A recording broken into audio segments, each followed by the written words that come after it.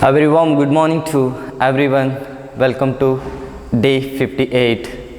In the previous session, in the day 57, we already discussed that the 4 marks very important question, a circular flow of national income, how the income will be circulated from household sector to the firm sector and firm sector to the household sector. Today's class, we are going to discuss one of the very important concept, the calculation of national income. Under that, we have 3 methods of calculation of national income.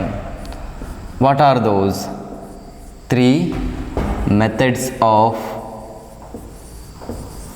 calculation of national income. Calculation of national income. NI is nothing but national income. So, first method is very important to calculation of the national income is called product method. Product method, or sometimes this method is also called as a value added method. Value added method. So, in the 2019 question paper, this question will ask for the 4 marks question. It will be expected for 6 marks also sometimes for your annual examination, product method or value added method. The second method is called as a expenditure method. Expenditure method. Then third one is very important method, that is called as a income method. Income method. So it's a USA, Japan, Russia, or it's a developed nation or a developing nation, whatever, they have to follow either a product method, expenditure method or a income method. India following all 3 methods. So whatever using the product method or a income method or a expenditure method, your value should be the remain same in the economy. It means if you are calculate your national income by the through the help of product method, your national income will be the 400. Your expenditure also should come 400. Your income method also should come 400 only. It means all 3 methods give the same answers, the calculation of national income, but it depends on you which method you are following, because most of the people are following the income method through the factor payments. Many people are following the expenditure method because C plus I plus J plus X minus M, they are follow the expenditure method. When it comes to the product method, they are segregate or aggregate all the final value of the goods and services in the economy, that is called the product method. So we can also call it as a value added method. So today's class we are going to discuss that one method, that is called as a product method. So what is the meaning of product method? So how we are calculated our national income under the product method? So first one, we have to understand what is the definition of the product method. So what is the definition of the product method? Product method is nothing but sum of all the final value of goods and services produced in a country is called as a product method. So in the economy, we are producing various goods and services, like we are producing agriculture goods also, we are producing some defense goods also and manufacturing goods also, and we are providing some services, doctor services, lawyer services, engineering services. So the final value of all the goods and services produced in the economy, so that method is called as a product method, or that method is called as a value added method. So this is the definition of the value added method. So what is the definition of the value added method? Is nothing but is in a product method we calculate the aggregate annual value. We calculate the aggregate annual value. Aggregate annual value of all goods and services produced in a country is called. So aggregate value, aggregate means a large, each and every sector will become there, each and everything will become there. Aggregate annual value of all, you can use the word even all final goods and services produced in a country is called as a product method or a value added method. So in your NCERT textbook they gave an example like, suppose there are, how you calculate the value added method or a product method. Suppose there are only two producers, there are only two producers, just assume that two producers, one is a farmer, and these farmers are producing wheat in a economy. What they are producing? Wheat in a economy. Second one is a baker. Baker is producing bread. So we have goods here and we have the two types of the producers. First one is a farmer and second one is a baker. Farmer producing wheat and baker producing a bread in a economy. So here they are calculate your product method or value added method through the help of two producers. Comes to here how they are producing your wheat also as well as the bread also through the help of expenditure, through the help of product method. For example, product method, first one, the farmer is producing, keep in your mind they are assuming that farmer is producing wheat, the value of the wheat will be the 100 rupees and they are assuming farmer is producing the wheat without any inputs or raw materials, without any inputs or raw materials.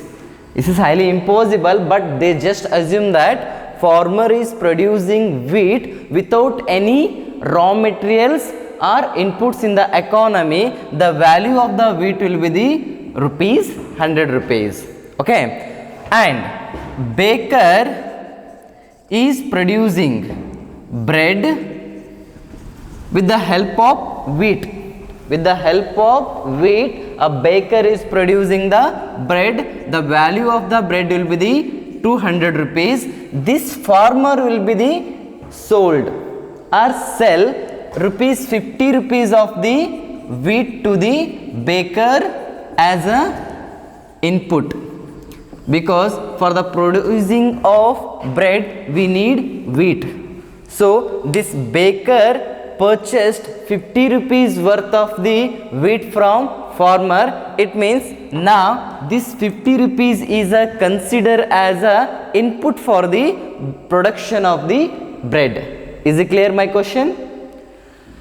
Farmer is producing 100 rupees worth of wheat without any raw materials or input. That complete 100 rupees is belongs to the farmers only. Now baker is producing 200 rupees worth of bread. Out of that 200 rupees you have to pay, or that baker have to pay 50 rupees to farmer, because he purchased 50 rupees of raw material of wheat.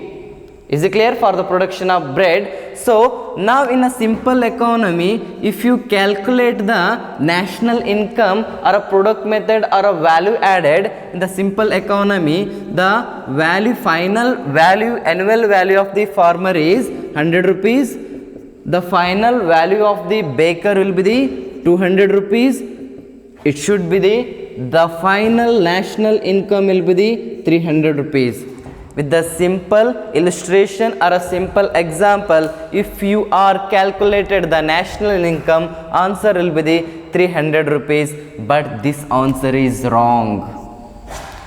Why this answer is wrong? 100 plus 200 is 300 rupees. Sir, why it is wrong? Because farmer will be producing 100 rupees and the baker will be producing 200 worth of bread. So 100 plus 200 is 300. But keep in your mind, this baker is using 50 rupees worth of the wheat in the economy. So in the value added method, we have to deduct the value of the intermediate goods or some raw materials, then only we get the exact value of the national income. So how it will works? So is it clear? So what the example will be there? So keep in your mind. Now we go for the exact calculation of your national income with the help of the value added method or the product method. For example, how they calculate? Check here.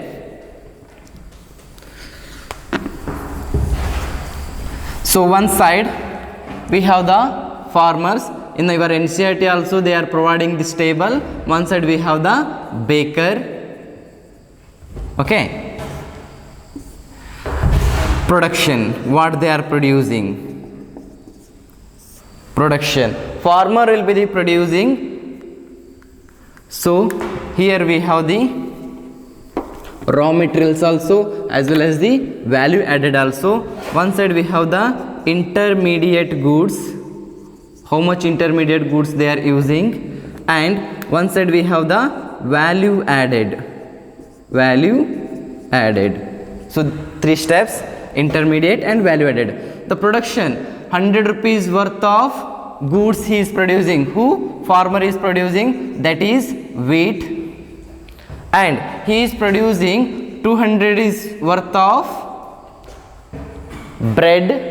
He is producing wheat and he is producing 200 rupees worth of bread. These are the final goods. Okay.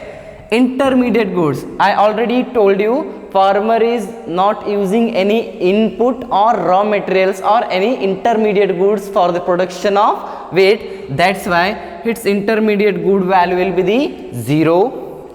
But this baker is purchased 50 rupees worth of raw materials from the farmers is like a wheat. So that's why the intermediate goods value in the baker section will be the Rs 50 rupees. So now we have to understand the value added method. Value added is nothing but how you calculate the value added. Value added is nothing but a total production minus intermediate goods. Value added is nothing but total production minus intermediate goods. We'll get the value added section. So 100 minus 0, the value of the value added will be the farmers will be the 100 rupees. 200 minus 50, it will be the 150. So what we did before we did directly we take 100 rupees worth of the wheat of the farmers and 200 rupees bread value. So your simple economy answer will be 300. So but here we have to take a net value added. This is called as a net value added because we have to deduct intermediate goods from the total production of the value. So here your value added will be the 100 rupees of the farmer and 150 rupees of the your baker. So now you add 100 plus 150, your answer will be the 250. This is the exact answer of the value added method or a product method. Is it clear? But before we got 300 rupees because we did not deduct the 50 rupees from this baker value or the bread value. That's why we are facing, if you are not deduct intermediate goods value from the total production, we will end up with the one problem. That problem is called as a double counting. Double counting, because here also 50 rupees of wheat value will be the considered. Again we are considered 50 rupees in the bread value also. It means that twice we are considered the wheat value. That will create a problem of double counting in a nature. Is it clear what is the meaning of double counting and how it will be the problematic for the your national income? So is it clear how we are calculate the net value added method? So formula of the net value added. Net value added formula is nothing but gross value added. Gross value added minus intermediate goods. Intermediate intermediate goods will get the gross value added. For example, gross value added of the baker will be the 200 rupees minus intermediate goods 50 rupees. That's why he got the net value added will be the 150 rupees. In the 1 marks question they will ask what is the meaning of net value added method. NVE, the net contribution made by the firm is called the value added method. The simple sentence like this: a net contribution made by firm, a net contribution made by a firm is called value added, definitely 1 marks question for the annual examination. A net contribution made by the firm is called as a value added method. Is it clear? What is the method of product or a value added method? Definition, you have to take a example. There are two producers, one is a farmer, one is a baker, and first you have to simply, in the simple economy how we are calculate like a 300 rupees, that is not a 300 rupees, you have to check with this table. So how we are calculated value added method under the product method or a value added method through the help of two farmers. So this is a 4 marks question for your annual examination. This much explanation is enough. ಈಗಾಗಲೇ ನಾವು day 57ರಲ್ಲಿ ನೋಡಿದ ಹಾಗೆ ಕೆಲವು ಪರಿಕಲ್ಪನೆಗಳನ್ನು ನೋಡಿದ್ವಿ. ಅಲ್ಲಿ ಮುಖ್ಯವಾಗಿ ಒಂದು 4 ಅಂಕದ ಪ್ರಶ್ನೆಯನ್ನು ನಾವು ನೋಡಿದ್ವಿ. ಯಾವುದಪ್ಪ ಅಂತಂತಂದರೆ ವೃತ್ತಾಕಾರ ಚಲನೆಯಲ್ಲಿ ರಾಷ್ಟ್ರೀಯ ಆದಾಯದ ಲೆಕ್ಕಾಚಾರ. ಸೊ ಯಾವ ರೀತಿ ನಾವು ವೃತ್ತಾಕಾರ ಚಲನೆಯಲ್ಲಿ ರಾಷ್ಟ್ರೀಯ ಆದಾಯವನ್ನಂದರೆ ನಮ್ಮ ಕುಟುಂಬ ವಲಯದಿಂದ ಒಂದು ಖಾಸಗಿ ವಲಯಕ್ಕೆ ಆಗಿರ್ಬೋದು ಅಥವಾ ಉದ್ಯಮ ವಲಯಕ್ಕೆ ಏನೆಲ್ಲ ಹೋಗ್ತಾ ಇದ್ದಾವೆ ಮತ್ತು ಈ ಉದ್ಯಮ ವಲಯದಿಂದ ನಮ್ಮ ಕುಟುಂಬ ವಲಯಕ್ಕೆ ಏನೆಲ್ಲ ಬರ್ತಾ ಇದ್ದಾವೆ, ಯಾವ ರೀತಿಯಲ್ಲಿ ವೆಚ್ಚದ ವಿಧಾನ ಆಗಿರ್ಬೋದು, ಆದಾಯದ ವಿಧಾನ ಆಗಿರ್ಬೋದು, ಉತ್ಪನ್ನದ ವಿಧಾನಗಳು ಯಾವ ರೀತಿ ಕೆಲಸ ಮಾಡುತ್ತಿವೆ ಎಂಬುದನ್ನು ಈಗಾಗಲೇ ನಾವೇನು ಮಾಡಿದ್ದೀವಿ, ಡೇ 57ರಲ್ಲಿ ಅಧ್ಯಯನ ಮಾಡಿದ್ದೀವಿ. ಸೊ ಇವತ್ತಿನ ತರಗತಿಯಲ್ಲಿ ಇನ್ನೊಂದು ಮಹತ್ತರವಾದ ಪರಿಕಲ್ಪನೆ ಯಾವ್ದು ಬರ್ತಾ ಇದೆಪ್ಪ ಅಂತಂತಂದರೆ, ನಮಗೆ ರಾಷ್ಟ್ರೀಯ ಆದಾಯವನ್ನು ಲೆಕ್ಕಾಚಾರ ಹಾಕಲಿಕ್ಕೆ ಇರುವಂತಹ 3 ವಿಧಾನಗಳು. ಸೊ ರಾಷ್ಟ್ರೀಯ ಆದಾಯವನ್ನು ಲೆಕ್ಕಾಚಾರ ಹಾಕುವಂಥ 3 ವಿಧಾನಗಳು ಯಾವಪ್ಪ ಅಂತಂದರೆ, ಮೊದಲನೇದಾಗಿ ನಮಗೆ ಬರ್ತದಂಥದ್ದು ಪ್ರೊಡಕ್ಟ್ ಮೆಥಡ್ ಅಥವಾ ವ್ಯಾಲ್ಯೂ ಆ್ಯಡೆಡ್ ಮೆಥಡ್ ಅಂತ ಕರಿತೀವಿ. ಸೊ ಕನ್ನಡದಲ್ಲಿ ಇದನ್ನು ಕರೆಯೋದಾದರೆ ಉತ್ಪನ್ನ ವಿಧಾನ ಅಥವಾ ಮೌಲ್ಯವರ್ಧಿತ ವಿಧಾನ.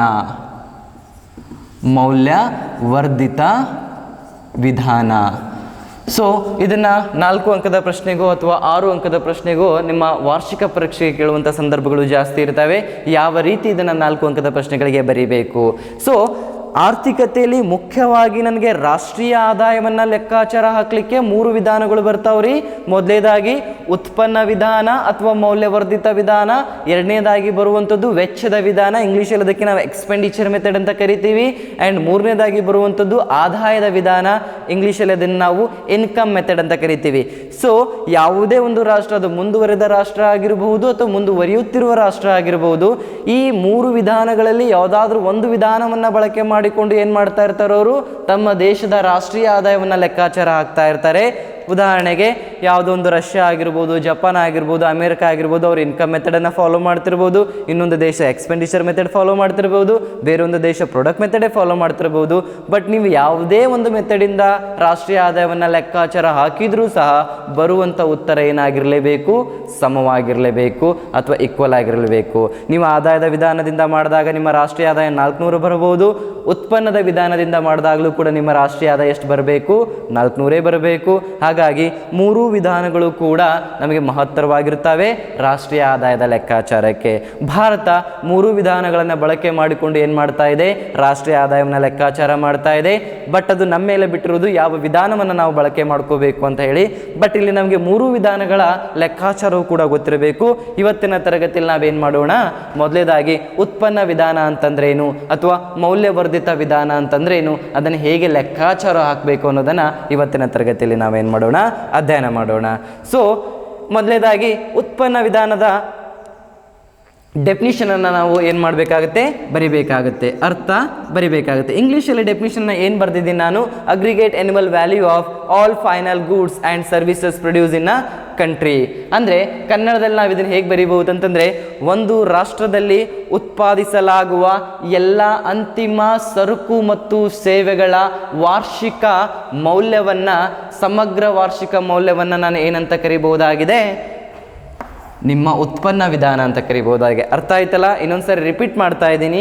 ಒಂದು ರಾಷ್ಟ್ರದಲ್ಲಿ ಉತ್ಪಾದಿಸಲಾಗುವ ಎಲ್ಲ ಅಂತಿಮ ಸರಕು ಮತ್ತು ಸೇವೆಗಳ ಸಮಗ್ರ ವಾರ್ಷಿಕ ಮೌಲ್ಯವನ್ನು ಏನಂತ ಕರಿತಾ ಇದ್ದೀವಿ, ಉತ್ಪನ್ನ ವಿಧಾನ ಅಂತ ಕರಿತಾ ಇದ್ದೀವಿ. ಯಾಕಂದರೆ ಆರ್ಥಿಕತೆಯಲ್ಲಿ ಅನೇಕ ರೀತಿಯ ಸರಕು ಮತ್ತು ಸೇವೆಗಳನ್ನು ನಾವೇನು ಮಾಡ್ತಾ ಇದ್ದೀವಿ, ಉತ್ಪಾದನೆ ಮಾಡ್ತಾ ಇದ್ದೀವಿ. ಅಗ್ರಿಕಲ್ಚರ್ಗೆ ಸಂಬಂಧಪಟ್ಟ ಹಾಗೆ, ರಕ್ಷಣಾ ಇಲಾಖೆಗೆ ಸಂಬಂಧಪಟ್ಟ ಹಾಗೆ, ನಮ್ಮ ಅನುಭೋಗಕ್ಕೆ ಸಂಬಂಧಪಟ್ಟ ಹಾಗೆ, ಮತ್ತು ಕೆಲವು ಸೇವೆಗಳಾದಂತಹ ಡಾಕ್ಟರ್ ಸೇವೆ, ಇಂಜಿನಿಯರಿಂಗ್ ಸೇವೆ, ವೈದ್ಯರ ಸೇವೆ, ಈ ರೀತಿಯಾಗಿ ಅನೇಕ ಸರಕು ಮತ್ತು ಸೇವೆಗಳನ್ನು ಉತ್ಪಾದನೆ ಮಾಡ್ತಾ ಇದ್ದೀವಿ. ಅದರ ಎಲ್ಲ ಸಮಗ್ರ ಮೌಲ್ಯವನ್ನು, ಒಂದು ವರ್ಷದ ಮೌಲ್ಯವನ್ನು ನಾವೇನಂತ ಕರಿಬಹುದಾಗಿದೆ, ಉತ್ಪನ್ನ ಅಂತ ಕರಿಬಹುದಾಗಿದೆ. ಉದಾಹರಣೆಗೆ ಹೆಂಗಪ್ಪ ಅಂತಂದರೆ, ನಾವು ಟೂತ್ ಪೇಸ್ಟ್ ಕೂಡ ಏನು ಮಾಡ್ತಾ ಇದ್ದೀವಿ ರೀ, ಉತ್ಪಾದನೆ ಮಾಡ್ತಾ ಇದ್ದೀವಿ. ಬ್ರಷ್ ಕೂಡ ಉತ್ಪಾದನೆ ಮಾಡ್ತಾ ಇದ್ದೀವಿ, ಮತ್ತು ಚಾಕ್ಲೇಟ್ ಕೂಡ ಉತ್ಪಾದನೆ ಮಾಡ್ತಾ ಇದ್ದೀವಿ. ಟೀಚರ್ ಸರ್ವಿಸ್ ಕೂಡ ಇದೆ, ಡಾಕ್ಟರ್ ಸರ್ವಿಸ್ ಕೂಡ ಇದೆ, ಮತ್ತು ಎಂಜಿನಿಯರಿಂಗ್ ಸರ್ವಿಸ್ ಕೂಡ ಇದೆ. ಪಿಜ್ಜಾ, ಬರ್ಗರ್ ಕೂಡ ತಿಂತಾ ಇದ್ದೀವಿ. ಎಲ್ಲ ಸರಕು ಮತ್ತು ಸೇವೆಗಳ ವ್ಯಾಲ್ಯೂವನ್ನು ಏನು ಮಾಡ್ತಾರೆ ಅವರು, ಇನ್ಕ್ಲೂಡ್ ಮಾಡ್ತಾರೆ. ಅದನ್ನೇ ಏನಂತ ಕರೀತಾ ಇದ್ದೀವಿ ನಾವು, ಉತ್ಪನ್ನ ವಿಧಾನ ಅಂತ ಕರೀತಾ ಇದ್ದೀವಿ. ಅರ್ಥ ಆಯ್ತಲ್ಲ ಉತ್ಪನ್ನ ವಿಧಾನ ಅಂತಂದ್ರೇನು? ಇವಾಗ ಏನು ಮಾಡೋಣ, ಉತ್ಪನ್ನದ ವಿಧಾನನ ಯಾವ ರೀತಿ ನಾವು ಕ್ಯಾಲ್ಕುಲೇಟ್ ಮಾಡ್ಬೋದು, ಲೆಕ್ಕಾಚಾರ ಯಾವ ರೀತಿ ಹಾಕ್ತಾ ಇದ್ದೀವಿ ಅಂತ ಹೇಳಿ ನೋಡೋಣ ಅದನ್ನು. ಸೊ ಯಾವ ರೀತಿ ನಾವು ಕ್ಯಾಲ್ಕುಲೇಟ್ ಮಾಡಬಹುದು, ಈ ಒಂದು ಮೌಲ್ಯವರ್ಧಿತ ಸೇವೆಯಿಂದ ಆಗಿರಬಹುದು ಅಥವಾ ಉತ್ಪನ್ನದ ವಿಧಾನದಿಂದ ನಾವು ಯಾವ ರೀತಿ ರಾಷ್ಟ್ರೀಯ ಆದಾಯವನ್ನು ಲೆಕ್ಕಾಚಾರ ಹಾಕ್ತಾ ಇದ್ದೀವಿ ಅನ್ನೋದನ್ನು ಅರ್ಥ ಮಾಡ್ಕೋಬೇಕು. ಸೊ ಇಲ್ಲಿ ಡೆಫಿನಿಷನಲ್ಲಿ ಮುಖ್ಯವಾಗಿ ನಿಮಗೆ 2 ವರ್ಡ್ ಬರಬೇಕಾಗುತ್ತೆ. ಮೊದಲನೇದಾಗಿ, ಒಂದು ರಾಷ್ಟ್ರದಲ್ಲಿ ಉತ್ಪಾದಿಸಲಾಗುತ್ತಿರುವ ಎಲ್ಲ ಅಂತಿಮ ಸರಕು ಮತ್ತು ಸೇವೆಗಳ ಸಮಗ್ರ ವಾರ್ಷಿಕ ಮೌಲ್ಯ. ಜಸ್ಟ್ ಏನು ಮಾಡಬೇಕಾಗಿದೆ, ನೀವು ಒಂದು ರಾಷ್ಟ್ರದಲ್ಲಿ ಉತ್ಪಾದಿಸಲಾಗುತ್ತಿರುವ ಎಲ್ಲ ಅಂತಿಮ ಸರಕು ಮತ್ತು ಸೇವೆಗಳ ಸಮಗ್ರ ವಾರ್ಷಿಕ ಮೌಲ್ಯವನ್ನು ನಾವು ಏನಂತ ಕರಿತಾ ಇದ್ದೀವಿ, ಉತ್ಪನ್ನದ ವಿಧಾನ ಅಂತ ಕರಿತಾ ಇದ್ದೀವಿ. ಸೊ ಅವ್ರೇನು ಮಾಡ್ತೀವಿ, ಎನ್ಸಿಇಆರ್ಟಿ ಟೆಕ್ಸ್ಟ್ ಬುಕ್ಕಲ್ಲಿ ಒಂದು ಎಕ್ಸಾಂಪಲ್ ಕೊಟ್ಟಿದ್ದಾರೆ ರೀ. ಅವ್ರೇನು ಹೇಳ್ತಾ ಇದ್ದಾರೆ, ಇಬ್ಬರು ಉತ್ಪಾದಕರಿದ್ದಾರೆ. ಒಂದು ವೇಳೆ ಇಬ್ಬರು ಉತ್ಪಾದಕರಿದ್ದಾರೆ ಅಂತ ಹೇಳ್ತಾ ಇದ್ದಾರೆ. ಮೊದಲನೇದಾಗಿ ಯಾರಪ್ಪ ಅಂತಂತಂದರೆ, ಅವರು ರೈತರನ್ನು ತೆಗೆದುಕೊಳ್ತಾ ಇದ್ದಾರೆ, ಫಾರ್ಮರ್ಸ್. ಎರಡನೇದಾಗಿ ಯಾರು ತಗೋತಾ ಇದ್ದಾರೆ, ಅವರು. ಸೊ ಈ ರೈತರು ಏನನ್ನು ಉತ್ಪಾದನೆ ಮಾಡ್ತಾ ಇದ್ದಾರೆ ಅಂತ ಹೇಳ್ತಾ ಇದ್ದಾರೆ, ಗೋಧಿಯ ಉತ್ಪಾದನೆ ಮಾಡ್ತಾ ಇದ್ದಾರೆ. ಗೋಧಿಯ ಉತ್ಪಾದನೆ. ಇಬ್ಬರು ಉತ್ಪಾದಕರಿದ್ದಾರೆ. ಮೊದಲನೇದಾಗಿ ಯಾರು, ರೈತರು, ಅವರು ಗೋಧಿಯ ಉತ್ಪಾದನೆ ಮಾಡ್ತಾ ಇದ್ದಾರೆ. ಎರಡನೇದಾಗಿ ಇನ್ನೊಬ್ಬರು ಉತ್ಪಾದಕರು ಬರ್ತಾ ಇದ್ದಾರೆ, ಬೇಕರ್ ಅಂತ ಹೇಳಿ. ಬೇಕರ್ ಅಂತಂತಂದರೆ ಬೇಕ್ರಿಯಲ್ಲಿ ಕೆಲಸ ಮಾಡುವಂಥವ್ರು ಅಥವಾ ಬೇಕ್ರಿ ಮಾಲಕರನ್ನು ನಾವು ಬೇಕರ್ ಅಂತ ಕರಿತೀವಿ. ಅವ ಏನು ಉತ್ಪಾದನೆ ಮಾಡ್ತಾ ಇದ್ದಾನೆ ಅಂತಂದರೆ, ಬ್ರೆಡ್ಡನ್ನು ಉತ್ಪಾದನೆ ಮಾಡ್ತಾ ಇದ್ದಾನೆ. ನಾವು ಎವ್ರಿಡೇ ತಿನ್ನುವಂಥ ಬ್ರೆಡ್ನ ಉತ್ಪಾದನೆ ಅವನು ಮಾಡ್ತಾ ಇದ್ದಾನೆ. ಸೊ ನಮಗೆ ಬ್ರೆಡ್ ಉತ್ಪಾದನೆ ಮಾಡಬೇಕಾದ್ರೆ ಏನು ಬೇಕಂತ ಗೊತ್ತಿರಬೇಕು, ಗೋಧಿಯ ಉತ್ಪಾದನೆ ಅಥವಾ ಗೋಧಿ ಬೇಕೇ ಬೇಕಂದರೆ ಗೋಧಿಯ ಸಹಾಯದಿಂದ, ಗೋಧಿಯ ಪೌಡ್ರಿಂದನೇ ನಾವೇನು ಮಾಡ್ತಾ ಇದ್ದೀವಿ, ಬ್ರೆಡ್ಡನ್ನು ಉತ್ಪಾದನೆ ಮಾಡ್ತಾ ಇದ್ದೀವಿ. ಸೊ ರೈತರು ಮತ್ತು ಬೇಕರ್ ಇಬ್ಬರು ಕೂಡ ಇದ್ದಾರೆ. ಇಬ್ಬರು ಕೂಡ ಅವರು ಒಂದೊಂದು ರೀತಿಯ ವಸ್ತುಗಳನ್ನು ಏನು ಮಾಡ್ತಾ ಇದ್ದಾರೆ, ಉತ್ಪಾದನೆ ಮಾಡ್ತಾ ಇದ್ದಾರೆ. ಸೊ ಅವರ ವಸ್ತುಗಳ ಮೌಲ್ಯವನ್ನು ನಾವು ತಗೊಂಡು ರಾಷ್ಟ್ರೀಯ ಆದಾಯವನ್ನು ಯಾವ ರೀತಿ ಲೆಕ್ಕಾಚಾರ ಹಾಕ್ಬೋದಪ್ಪ ಅಂತಂದರೆ, ಇಲ್ಲೊಂದು ಎಕ್ಸಾಂಪಲ್ ಬರುತ್ತೆ ಇವಾಗ. ಸೊ ಈಗ ಆಲ್ರೆಡಿ ನಾ ಟೇಬಲನ್ನು ಏನು ಮಾಡಿದ್ದೀನಿ, ಇಲ್ಲಿ ಕ್ರಿಯೇಟ್ ಮಾಡಿದ್ದೀನಿ. ಫಾರ್ ಎಕ್ಸಾಂಪಲ್ಲು ಏನು ಹೇಳ್ತಾ ಇದ್ದಾರೆ, ಆ ಟೇಬಲ್ ಹೋಗೋ ಮುಂಚೆ ಮೊದಲು ಅರ್ಥ ಮಾಡ್ಕೊಳ್ರಿ. ರೈತರು ಏನು ಮಾಡ್ತಾ ಇದ್ದಾನೆ, ಒಬ್ಬ ರೈತ ಏನು ಮಾಡ್ತಾ ಇದ್ದಾನೆ, 100 ರೂಪಾಯಿ ಬೆಲೆ ಬಾಳುವ ಗೋಧಿಯ ಉತ್ಪಾದನೆ ಮಾಡ್ತಾ ಇದ್ದಾನೆ. ಕರೆಕ್ಟಾಗಿ ಅರ್ಥ ಮಾಡ್ಕೊಳ್ರಿ. ಈ ರೈತ ಏನು ಮಾಡ್ತಾ ಇದ್ದಾನೆ, 100 ರೂಪಾಯಿ ಬೆಲೆ ಬಾಳುವ ಗೋಧಿಯನ್ನು ಉತ್ಪಾದನೆ ಮಾಡ್ತಾ ಇದ್ದಾನೆ. ಮತ್ತವರು ಊಹೆ ಮಾಡ್ತಾ ಇದ್ದಾರೆ, ಆ ರೈತ ಯಾವುದೇ ರೀತಿಯ ಕಚ್ಚಾ ವಸ್ತುಗಳನ್ನು ಅಥವಾ ಆಧಾನಗಳನ್ನು ಅಥವಾ ಮಧ್ಯಂತರ ಸರಕುಗಳನ್ನು ಬಳಕೆ ಮಾಡಿಕೊಂಡಿಲ್ಲ ಎಂಬುದನ್ನು. ಆ್ಯಕ್ಚುಲಿ ವಾಸ್ತವವಾಗಿ ಗೋಧಿಯನ್ನು ಉತ್ಪಾದನೆ ಮಾಡಬೇಕಾದ್ರೆ ನನಗೆ ರಸಗೊಬ್ಬರಗಳು ಬೇಕಾಗ್ತವೆ, ಬೀಜಗಳು ಬೇಕಾಗ್ತವೆ, ಲೇಬರ್ಸ್ಗಳು ಬೇಕಾಗ್ತಾರೆ.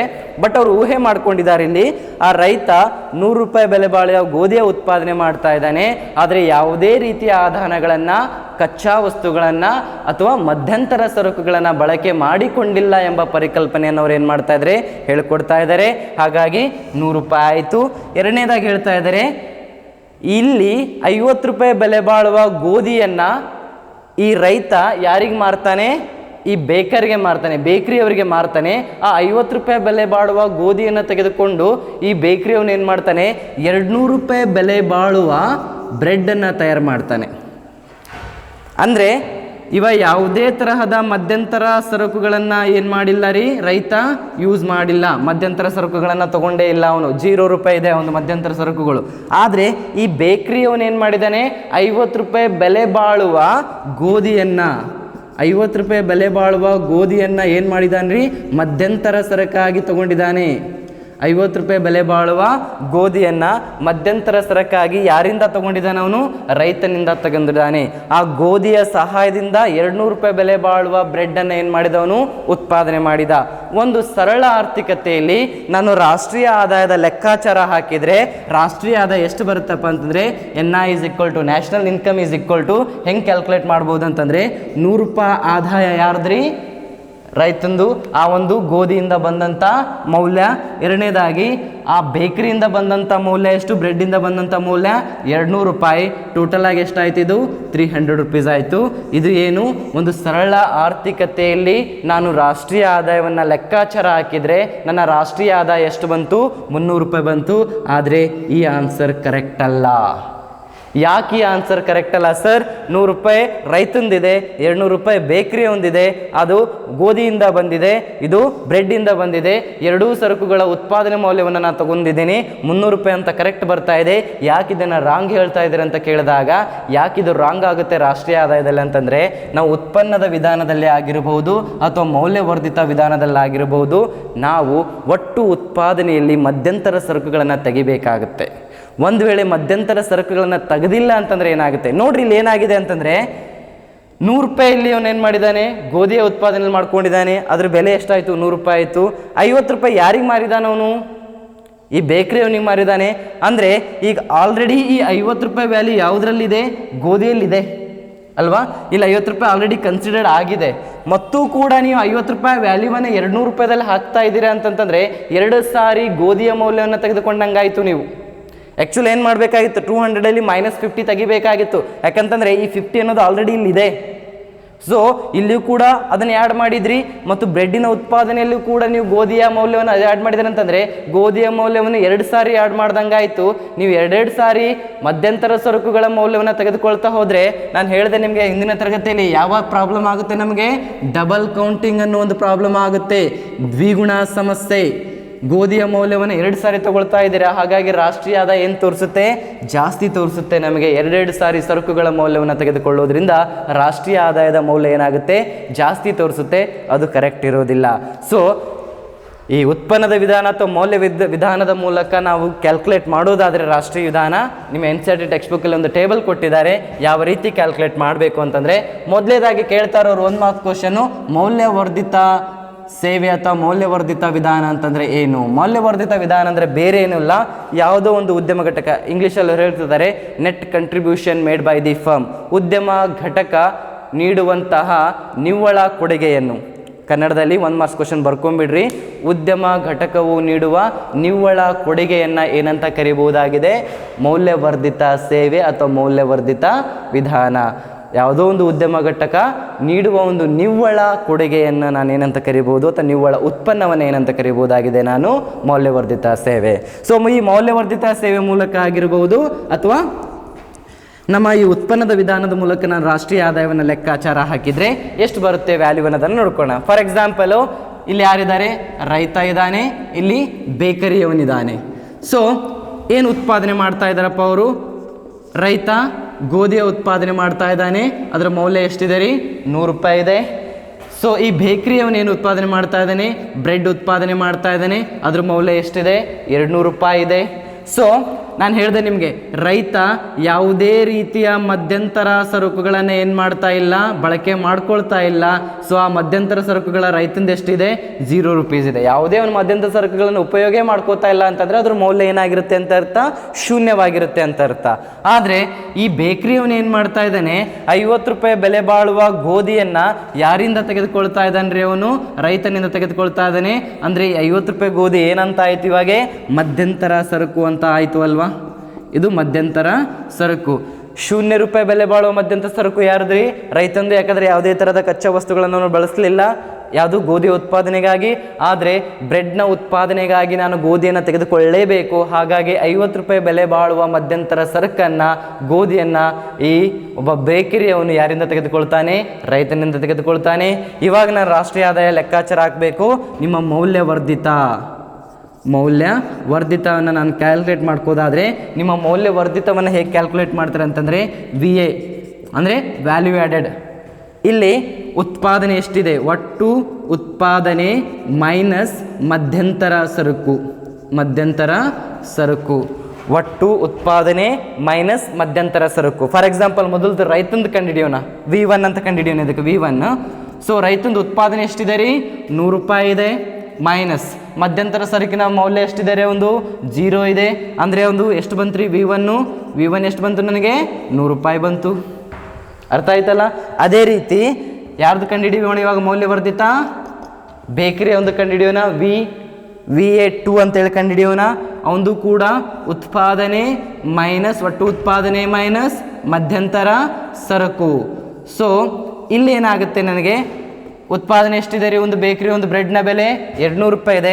ಮಧ್ಯಂತರ ಸರಕಿನ ಬೆಲೆ ಎಷ್ಟಿದೆ, 50 ರೂಪಾಯಿ ಇದೆ. ಆ 50 ರೂಪಾಯಲ್ಲಿ ತೆಗೆದುಕೊಳ್ತಾ ಇದ್ದೀನಿ.